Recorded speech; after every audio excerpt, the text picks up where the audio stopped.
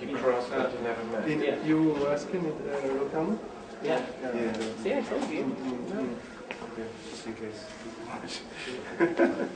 Yeah, I'm running out of metal. Danny is quite nice. Voilà, en fait, l'idée du film, c'est en fait, moi je suis allé découvrir cette scène à travers un ami à moi qui est franco-japonais qui s'appelle Noah Garcia et qui est co-auteur du film, que je suis allé visiter pour découvrir notamment cette scène musicale. Et ensuite, on est rentré en contact avec Gaspar Quenz, qui est le co-réalisateur du film, et on s'est dit qu'on allait travailler ensemble, tous les trois, sur l'écriture d'un projet. Et ensuite, on l'a réalisé avec Gaspar. Et eux, en fait, connaissent beaucoup mieux Tokyo que moi, parce qu'ils vivent là-bas. Et donc, on est liés plus direct que moi avec les musiciens, même si maintenant, suite au tournage, je les connais beaucoup mieux. Et donc, c'est comme ça que le projet est né.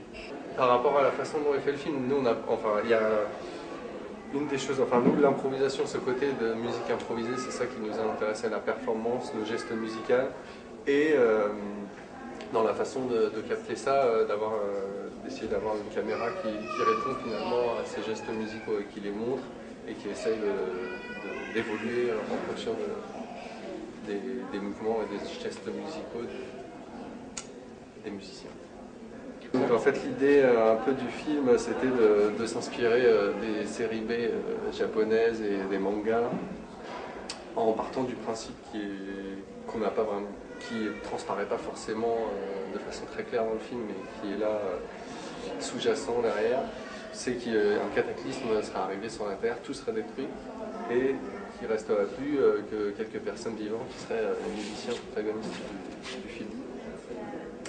Et donc c'est pour ça qu'on les a enregistrés, on les a fait jouer dans des lieux vides, en particulier des ruines ou des charges, dans des lieux où il n'y a personne. Et on se disait qu'à travers leurs gestes musicaux, ils allaient réveiller la société contemporaine. Et donc quand ils déclenchent, à travers leurs gestes musicaux dont on parlait tout à l'heure, ils déclencheraient des images du monde contemporain. Comme si le monde contemporain en fait se serait autodétruit et se réveillerait à travers ces gestes musicaux. C'est ça, bon, je sais pas, le public c'est pas non plus un public énorme, mais c'est un public fidèle et qui vient régulièrement à ces rendez-vous.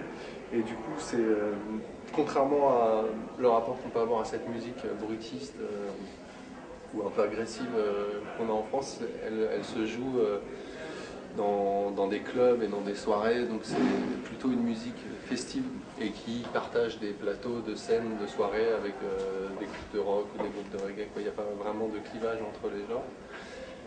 Et donc c'est pour ça aussi que la scène est aussi virulente, c'est parce qu'elle a beaucoup d'endroits pour jouer, c'est pour ça qu'ils ont des facultés d'improvisation, les musiciens jouent très régulièrement, ils changent de formation, ils jouent parfois entre eux. Il y a une vraie richesse à ce niveau-là. En fait, c'est de la musique très vivante à Tokyo qui a une place dans l'univers musical là-bas. S'il connaît rien, ce serait la découverte pour encourager. Sinon, moi, je lui ferais plutôt, je lui dirais plutôt de faire attention à ses oreilles et ne pas avoir peur de prendre beaucoup de sons. Donc c'est plutôt une mise en garde en fait qu'un conseil.